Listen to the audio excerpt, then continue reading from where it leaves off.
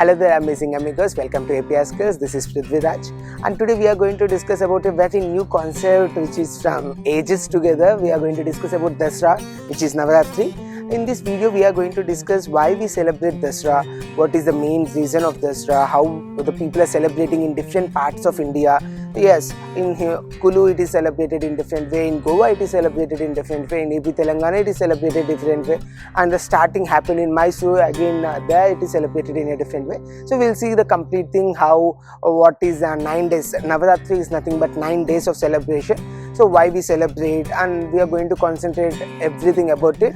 So people basically, Dasara is celebrated because Devi Durga has killed Mahishasura. At the same time Rama had killed Ravana. At the same time Pandavas have killed Kauravas, including Bhishma, Dronacharya, Karna. There are a lot of people who got died. So basically Dasara is nothing but the winning of good over evil. So we are going to discuss about it completely and why are we supposed to celebrate it as well.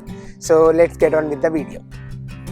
In this world, there are a wide range of festivals celebrated by people, and one of the prominent festivals celebrated by Hindus was Dasara, which comes in the month of Ashwin and Kartik according to Hindu calendar, and September, October according to Gregorian calendar.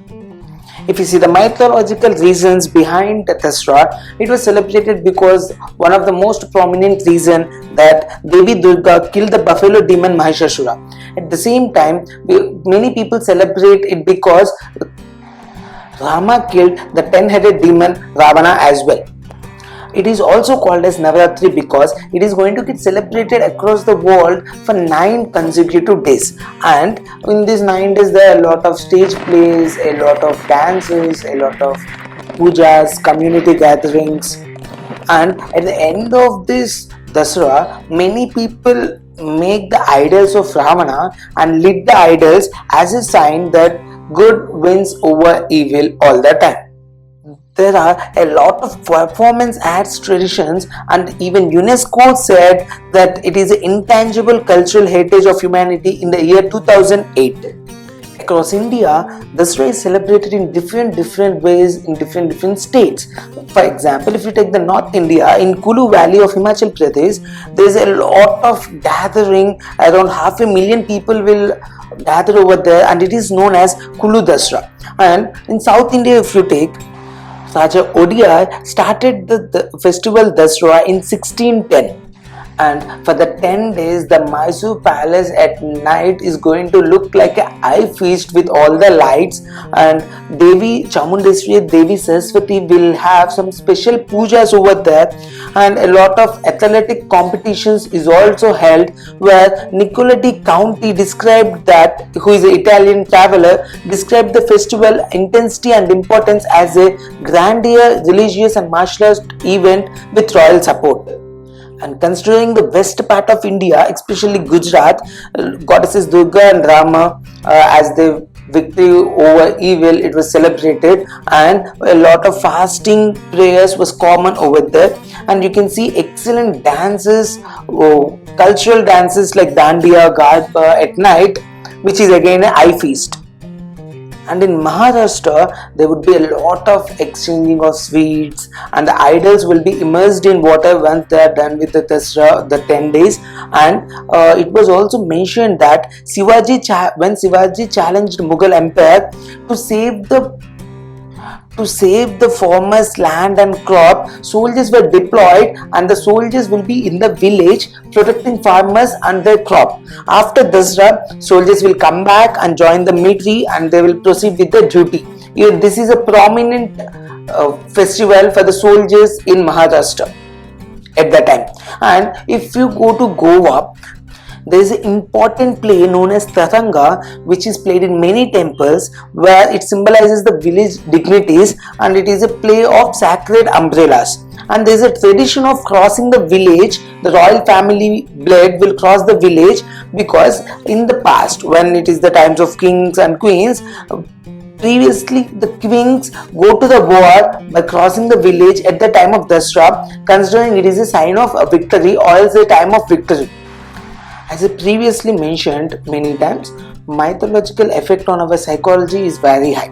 For example, if you take this raw, it is of 9 days, and 9 days we are going to follow certain patterns, certain systematic schedules, certain fastings, which will help to lift our spirits a lot.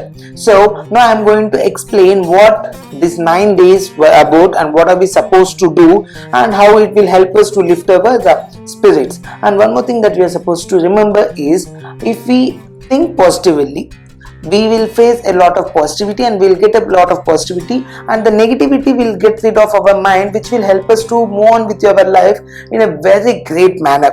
For example, see, it is of 9 days. The first day it is called as Pratipada, where we are going to worship goddesses Shailaputri. It is a first manifestation of goddesses Durga, where she is having a trishul in one hand and a lotus in other hand, and she rides on a bull called Nandi.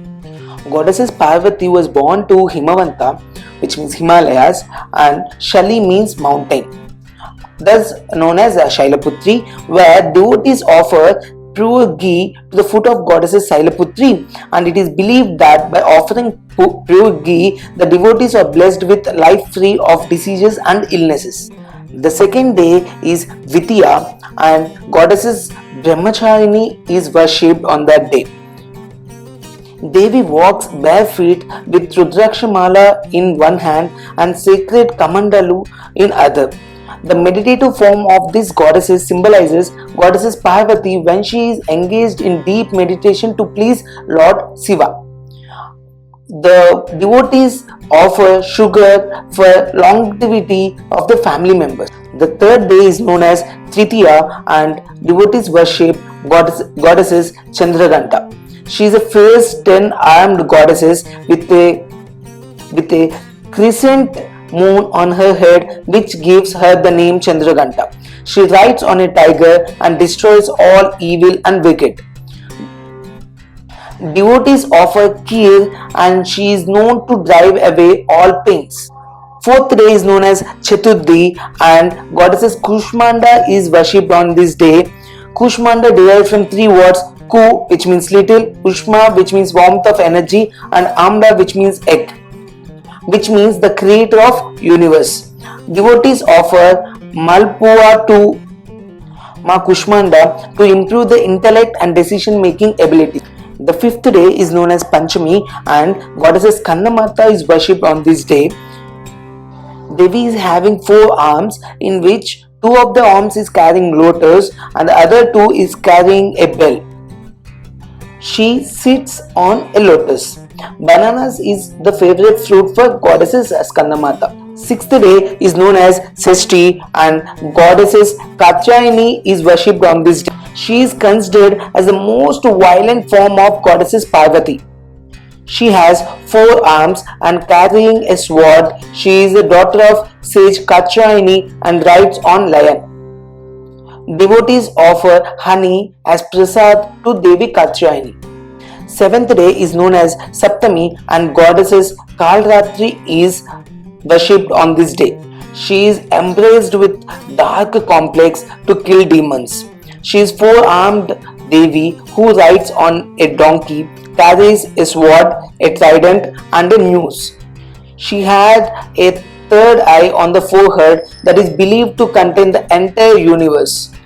Devotees offer jaggery as prasad to Devi Kalratri for relief from pains, obstacles, and bring happiness. 8th day is known as Ashtami, and goddesses Mahagauri was worshipped on this day. She is a 4-armed Devi who rides on a bull or white elephant. She carries a trishul and damar in her hands. Devotees offer coconut to goddess Mahagauri. 9th day is known as Navami, and here people do Ayudha Puja and they worship goddesses Siddhidatri. She is a 4-armed Devi sitting on a lotus, holding a mace, scissors, and a book and lotus in her hands. This form of goddesses Durga signifies perfection. Devotees offer sesame seeds for safety and security from unnatural events. And people wear grey color on the first day, orange on the second, white on the third, red on the fourth, blue on fifth, yellow on sixth, green on 7th, peacock green on 8th, and purple color dresses on 9th days. Many people avoid non-veg like meat, fish, eggs. They don't eat onion, they don't eat garlic. Instead of table salt, they replace it with rock salt for these 9 days. Many people avoid pulse and some kinds of pulse and grains as well. On this Navaratri, on these 9 days, people follow a schedule of waking up early, getting ready fast, and maintaining a systematic schedule, which is good in many ways. So we have seen how the people are celebrating across India for Dussehra, the Navaratri. Basically, there are 4 Navaratris in a year, but overall people celebrate only 2 Navaratris, which is Chaitra Navaratri and Sharad Navaratri. And we are going to celebrate one of that Navaratri in the month of October and November, and we are going to get it very soon this year. And people don't see Navaratri as a superstition, try to see it as a science.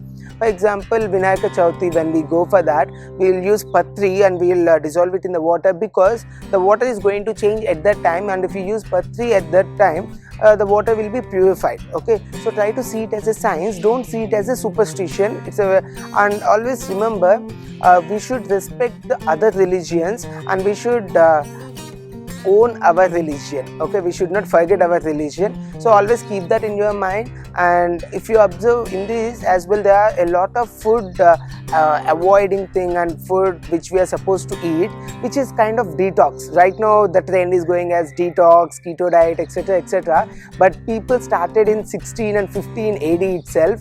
So our ancestors are not very superstitious. I can say they are like scientists. We don't know the reason, so try to find out the reason why they are doing that. Ask questions, get the data, and follow our religion, which is really good. So that's all about Dasara and this video. Thank you very much. This is Prudhvi signing off.